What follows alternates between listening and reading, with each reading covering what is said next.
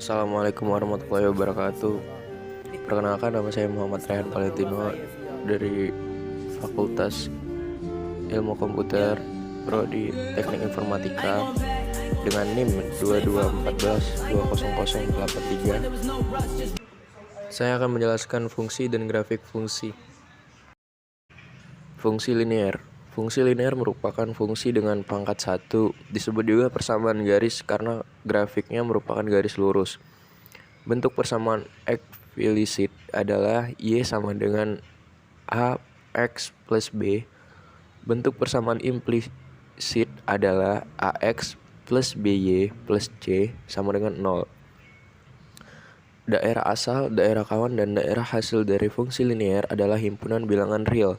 Dan fungsi ini merupakan fungsi satu-satu pada dengan fungsi inversnya. Y sama dengan 1 per A, X min B per A. Grafik fungsi linear adalah garis lurus. Cara menggambar grafik fungsi linear ada dua cara, yaitu 1 berdasarkan 2 titik atau lebih yang dilalui oleh fungsi, 2 berdasarkan nilai koefisien arah dan sebuah titik yang dilalui grafik. Contohnya, gambarkan fungsi grafik fungsi linear Y sama dengan min X plus 2 berdasarkan 3 titik yang dilalui, misalkan dengan himpunan X sama dengan 0, 5, 10, X sama dengan 0, Y sama dengan min 0 plus 2 sama dengan 2, 0,2, X sama dengan 5, Y sama dengan min 5 plus 2 sama dengan min 3, 5, min 3, X sama dengan 10, Y sama dengan min 10 plus 2 sama dengan min 8, 10, min 8. Satu jarak titik antara dua titik, misalkan P X1, Y1 dan Q X2, Y2, dua buah titik pada bidang sistem koordinat. Untuk mencari jarak antara P dan Q, kita bisa menggunakan teorema Pythagoras. PQ pangkat 2 sama dengan PR pangkat 2 plus QR pangkat 2. PQ pangkat 2 sama dengan X2 min X1 pangkat 2 plus Y2 min Y1 pangkat 2. PQ sama dengan X2 min X1 pangkat 2 plus Y2 min Y1 pangkat 2. Contohnya, misalkan terdapat dua titik P 6,7 dan Q 10,10. Tentukan jarak antara kedua titik tersebut. Penyelesaiannya, X1 sama dengan 6, Y1 sama dengan 7, X2 sama dengan 10, Y2 sama dengan 10.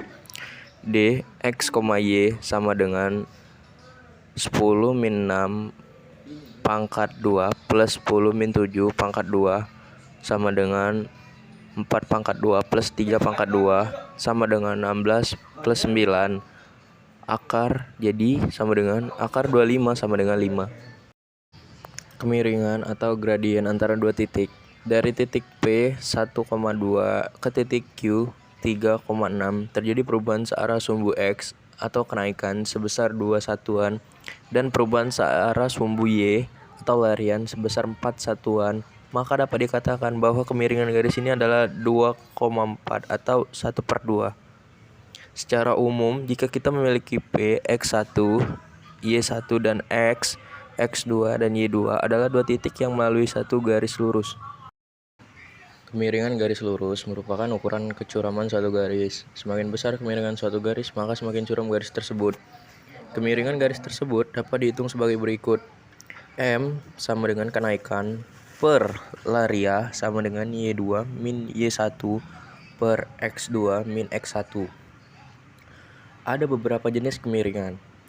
Yang pertama, garis datar memiliki kemiringan 0. Yang kedua, garis yang naik ke kanan memiliki kemiringan positif. Yang ketiga, garis tegak lurus memiliki kemiringan yang tidak terdefinisi karena memiliki pembagi 0. Yang keempat, garis yang jatuh ke kanan memiliki kemiringan negatif. Contohnya, misalkan terdapat dua titik P 6 dan 7 dan Q 10,10. Tentukan kemiringan antara kedua titik tersebut. M sama dengan Y2 min Y1 per X2 min X1 sama dengan 10 min 7 per 10 min 6 sama dengan 3 per 4. Persamaan yang dibentuk jika diketahui satu titik dan kemiringan M. Garis yang melalui titik P sama dengan X1, Y1 dengan kemiringan M mempunyai persamaan Y min Y1 sama dengan M, X min X1. Contohnya, cari persamaan garis lurus yang dibentuk dari titik 3, 2 dengan kemiringan M sama dengan 2 per 3. Y min 2 sama dengan 2 per 3 X min 3. Y min 2 sama dengan 2 per 3 X min 6 per 3. Y sama dengan 2 per 3 X min 2 plus 2. Y sama dengan 2 per 3 X. Kemiringan intercept. Jika diketahui kemiringan M untuk suatu garis lurus yang memotong sumbu Y, katakanlah memotong sumbu Y di titik 0, B dengan menyatakan X1 dan Y1 sama dengan 0, B, maka Y min B sama dengan M, X min 0, Y sama dengan MX plus B. Dinamakan kemiringan intercept. Contohnya, diketahui kemiringan suatu garis adalah M sama dengan 1/2 dengan intercept Y sama dengan 2. Tentukan persamaan garis lurus. Diketahui M sama dengan setengah, B sama dengan 2, maka persamaan yang dibentuk adalah Y sama dengan 1/2X plus 2. Persamaan ini akan memiliki kemiringan M sama dengan setengah dan memotong di sumbu Y sama dengan 2. Lalu di sini ada kemiringan dua garis sejajar. Perhatikan gambar di bawah ini. Fungsi linear Y sama dengan 2X plus 5 akan memotong sumbu Y di titik 0,5. Sedangkan fungsi linear Y sama dengan 2X plus 2 akan memotong sumbu Y di titik 0,2.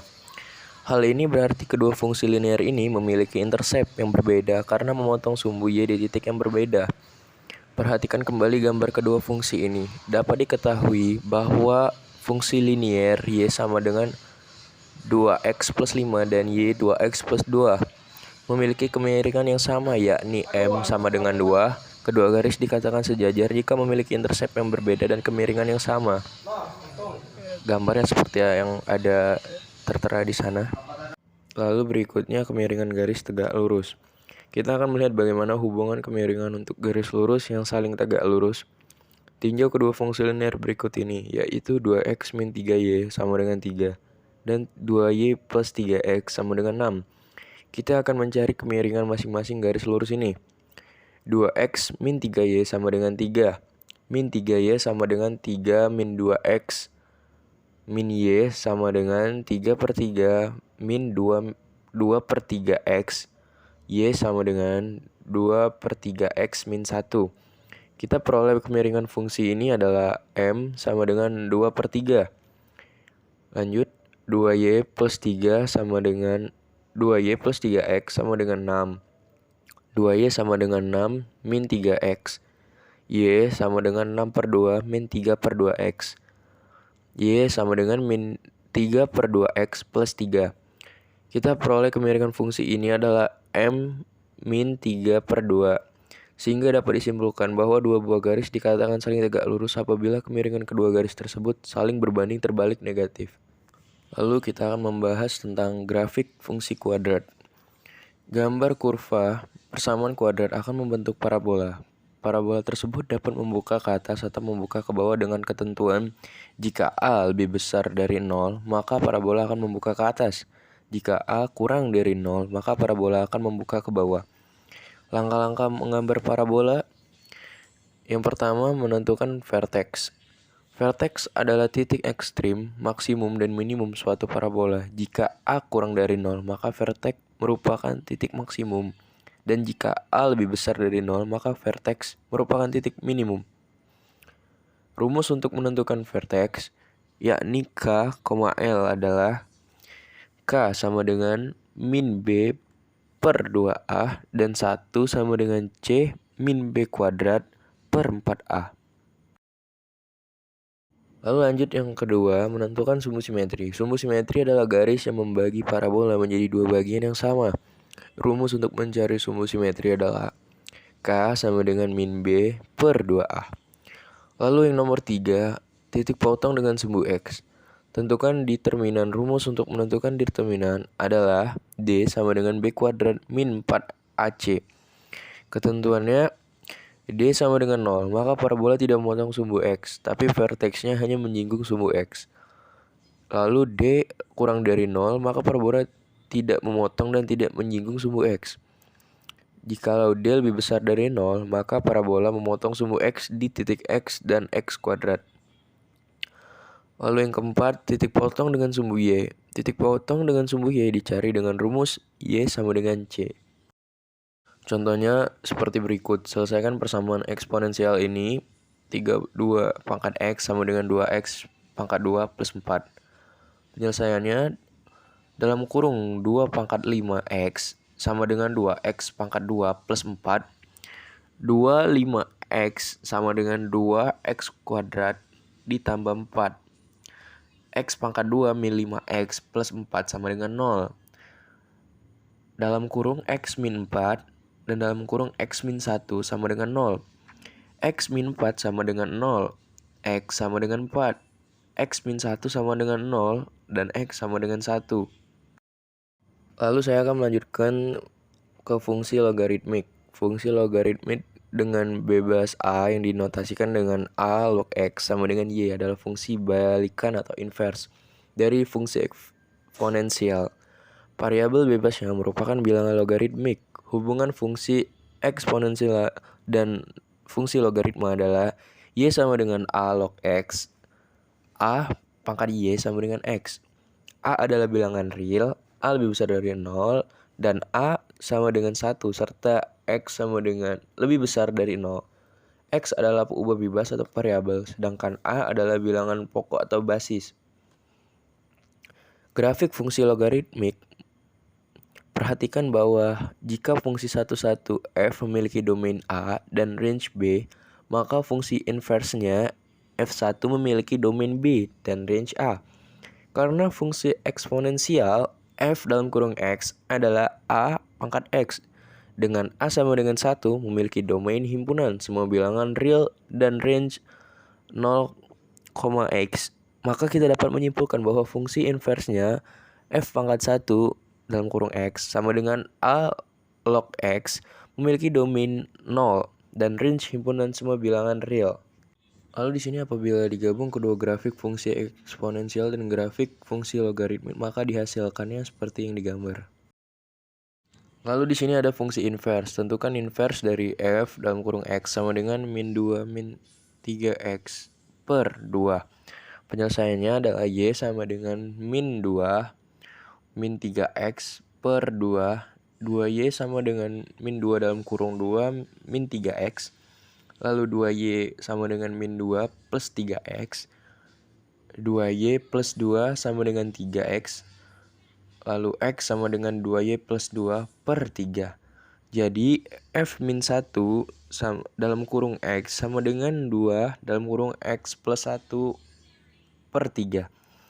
F min 1 dalam kurung X sama dengan 2 per 3 dalam kurung X plus 1. Lalu di sini ada fungsi komposisi. Fungsi yang merupakan kombinasi dari beberapa fungsi. Misal terdapat dua buah fungsi yaitu F dan G. Jika daerah nilai fungsi G merupakan daerah definisi dari fungsi F, maka kombinasi F dan G kita tulis dengan VOC atau bacanya dengan F circle G dan didefinisikan sebagai VOC dalam kurung dan X dalam kurung sama dengan F atau G dalam kurung X. Sebaliknya jika ada kita tulis dengan contohnya jika diketahui F dalam kurung X sama dengan X kuadrat plus 2X tambah 1 dan G dalam kurung X sama dengan X plus 2. Tentukan yang pertama A VOC dalam kurung X plus 2 sama dengan X plus 2 pangkat 2 plus 2X plus 2 lalu plus 1 sama dengan X dalam kurung sama dengan X pangkat 2 plus 6X plus 9. Baiklah, demikianlah yang dapat saya sampaikan. Kurang lebihnya saya mohon maaf. Kepada Tuhan saya mohon ampun. Kalau ada salah kata mohon dimaafkan. Saya akhiri tugas saya hari ini. Wassalamualaikum warahmatullahi wabarakatuh. When there was no rush, just rustle. I ain't gon' back. When my pride so much left to follow. I ain't gon' back.